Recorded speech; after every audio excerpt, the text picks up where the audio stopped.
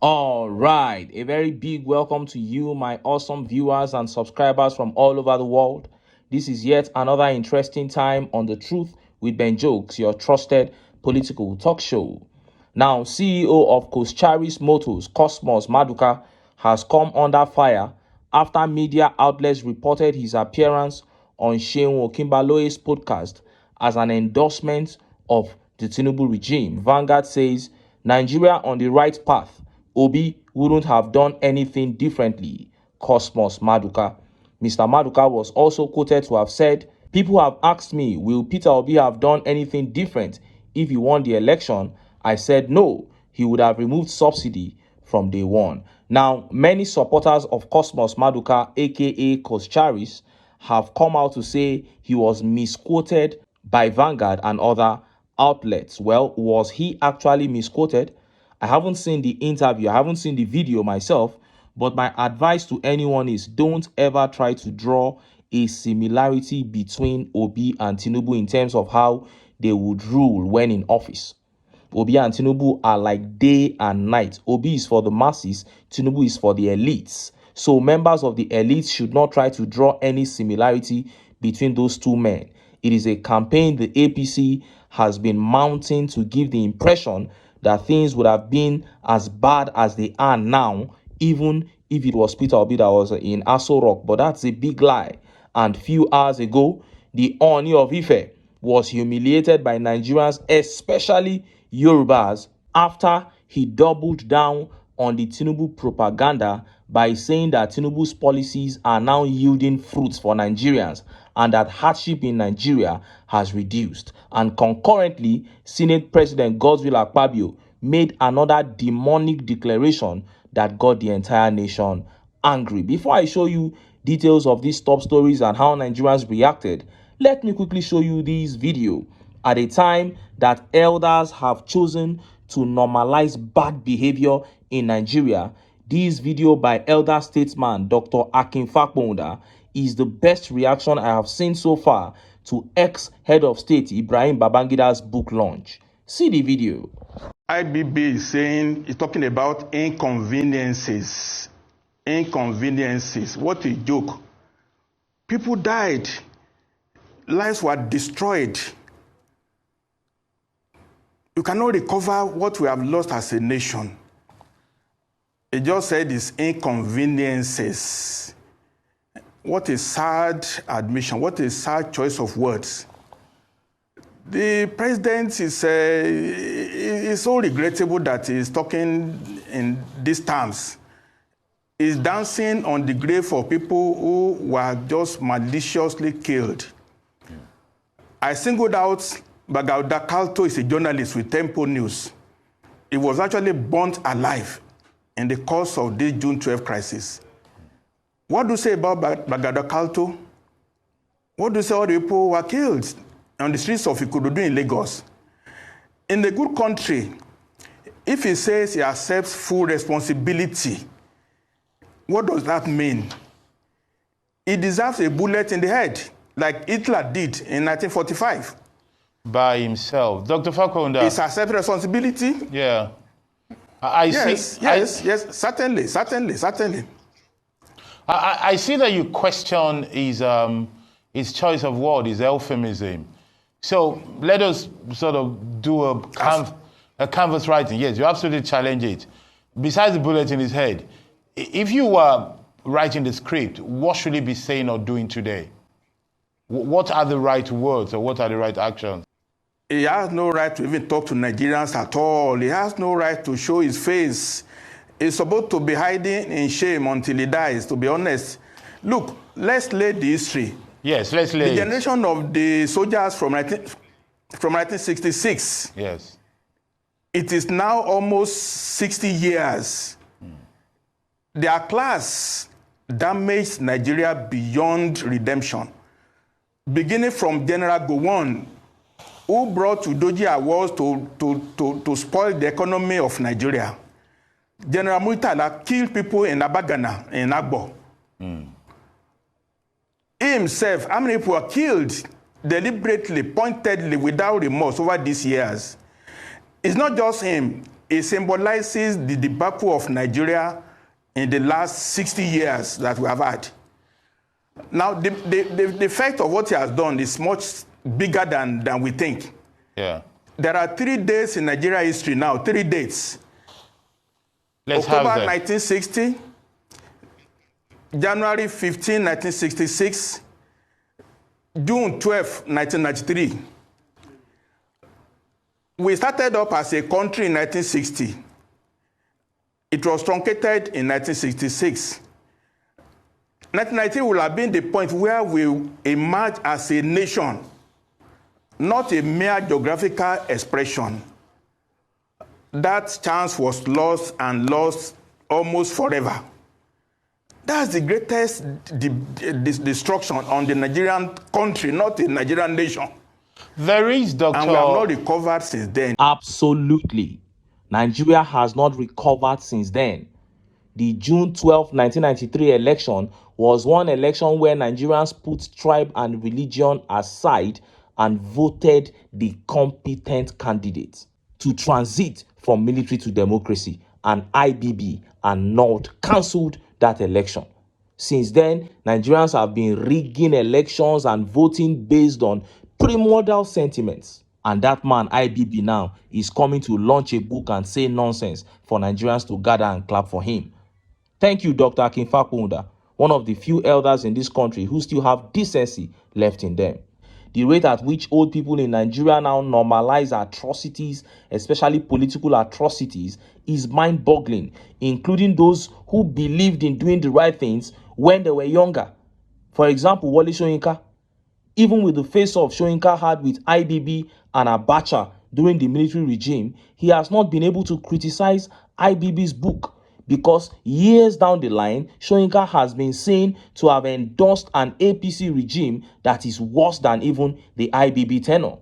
How can Nigerians gather in that hall and clap for IBB, a man who clearly was one of the key figures who set the precedence for the decay of this country? It is such a shame. Now, let us look at the top stories. First is that attack on Godswill Akpabio by Nigerians after he faulted Nigerians for not paying taxes. He said more than 30% of Nigerians don't pay tax. And Nigerians are saying, what? You have the mind to talk about taxes when you are padding budget and looting the treasury? And next is that humiliation of the Ooni of Ife by Nigerians, especially Yorubas, after he said that TINUBU's policies were already yielding fruits and that hardship had reduced in Nigeria. Let's start by taking that update from Akpabio. Look at how the papers reported it. More than 30% of Nigerians don't pay tax. Akpabio. Senate President Godswill Akpabio has said that not more than 30% of Nigerians pay tax to the coffers of the federal government. Yet, many Nigerians want the best to be provided by the government in the areas of infrastructure, education, and security, among others. Speaking on Monday while declaring open the public hearing on tax reform bills forwarded to both chambers on October 3rd, 2024 by Bola Tinubu, Akpabio said the reforms were necessary as the nation cannot continue to do the same thing repeatedly. According to him, when the bills are passed, the National Assembly will improve its oversight of the government to ensure that the resources are spent judiciously. According to him, the public hearing should be used to think of a better Nigeria, just as he assured that he would stay for 2 days and participate in the process as he was tired of social media, reiterating that most leaders in the country never saw the content of the bills before attacking the process. Akpabio urged the participants and Nigerians to get copies of the bills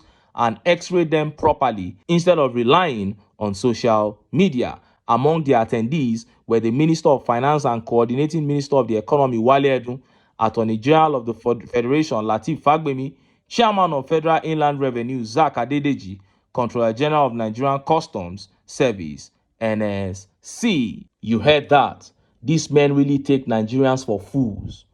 After padding the 2024 budget to the tune of trillions, Akpabio is saying 30% of Nigerians don't pay taxes, but they want amenities.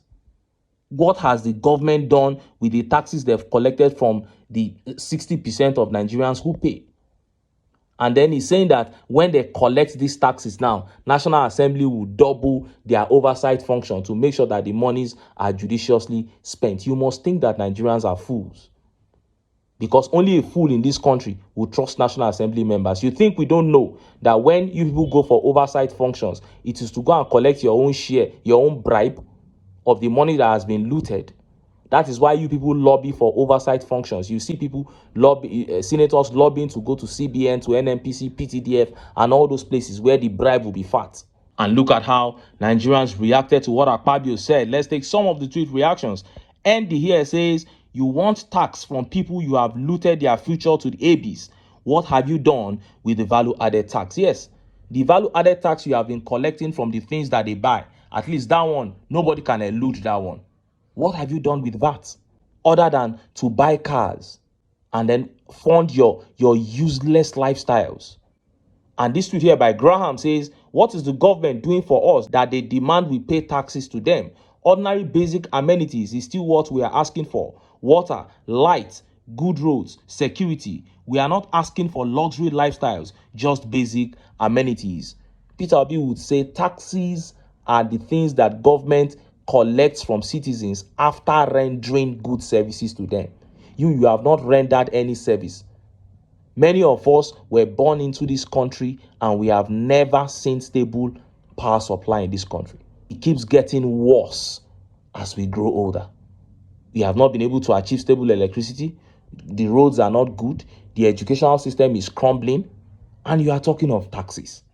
And Tunde Bakri here says, what are they benefiting in order to pay tax? No employment, no stable power supply, no efficient pipe-borne water, no good roads, no hospitals, no benefits, no social welfare facilities, no quality education, no toilets, no mass production stroke employment, no substantial working system, etc. And you are asking for taxes? Temitope Joshua here says, along we pass 30%, so you expect us to still pay so you can squander? The ones where they pay through the things that we buy and the ones being charged from our accounts, those ones never do. That is it. The ones that you charge directly from people's accounts and the value added tax when they purchase things, what have you done with them? And just as Nigerians were yet reacting to this, that update from the Ooni of Ife began making the rounds. Ooni of Ife has now become a tool for the APC and the TINUBU regime to try to gaslight Nigerians into supporting the regime. But he faced heavy backlash, especially from Yorubas on this occasion. Look at how the papers reported it. The Ooni of Ife, Oba Adeyeye Ogunwusi Ojaja too on Sunday commended Bola Tinubu, saying the hardship resulting from his bold economic reforms is gradually giving way and yielding fruits for Nigerians. The monarch also emphasized that the arbitrage between the parallel and the official markets has been closed completely for the first time in 20 years. He gave the tribute at the maiden edition of the Nigerian-Kazakhstan Business Council International Conference held in Abuja. We all know the challenges of our dear country. I will give a simple example of a plane at the highest altitude dropping. Any casualty can come up in that process, but we thank God Almighty that things are normalizing on a gradual basis in our country. These are all the fruits of great things we are seeing as a nation now. We want to send a message on behalf of the private sector and the traditional institution of this country that we are getting there gradually as a nation. For the first time in 20 years, the arbitrage between the parallel market and the official market has been closed completely. It is quite evident that now our country is investor friendly. Our capital market is repositioned for a better inflow of foreign investment. Also, many Nigerian entrepreneurs that are here are looking forward to connecting with their associate from Kazakhstan as well, he stated. You heard that. Now, before I give my own opinion on what the Ooni of Ife said, let me take a few tweet reactions from angry Yorubas. This tweet here by Temi says, hardship reducing, this one is on steroids. And Akinkumi here says, hardship reducing care. Birds of the same feather. Nobody should tell me about ancestors in Yoruba land. Let me just curse you for free of charge. Now still they give all these Yeye Kings regards. So Akinkunmi is saying he has absolutely no regard for the Ooni of Ife. And this studio by privilege says hardship reducing in his palace.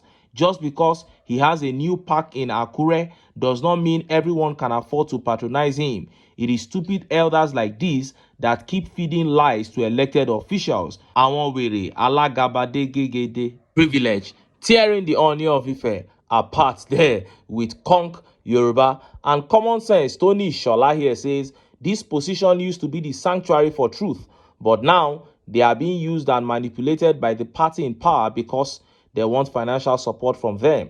Everyone wants to live above their means. Obas with Rolls Royce on Nigerian roads. Who cares when you are not for the Mekunus? That is it.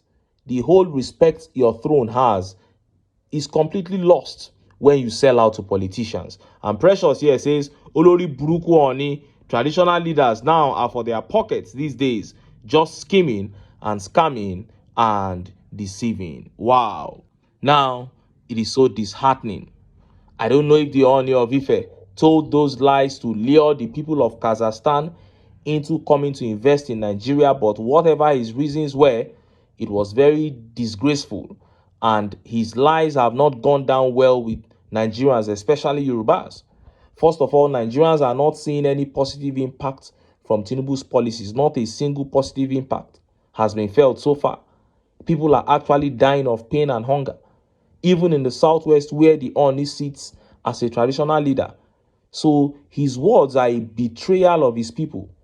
Just to please one of them, he betrayed the others. Then he spoke about the arbitrage in the exchange rate at the parallel market and the official rate. He said this is the first time in 20 years that the gap is closing. That is the dollar rate at the parallel market and the official market. He said is now the same, and this is the first time it's happening in 20 years. First of all, that is a lie. The gap between them now is about 20 naira. This is not the first time it is happening. It was like this for a very long time before Tinubu decided to float the naira. He decided to float the naira and he said he was going to stop backing the naira. That is what flotation means. And now the gap is closing because he has returned to backing the naira from the foreign reserves.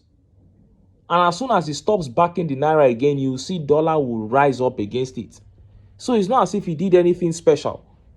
The only thing you can do for the naira to begin to get strong against the dollar is if our exports begins to supersede our imports.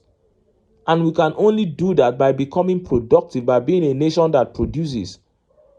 And these people have shown abundant evidence that they are not interested in production. They are only interested in taxation, in taxing the people to death.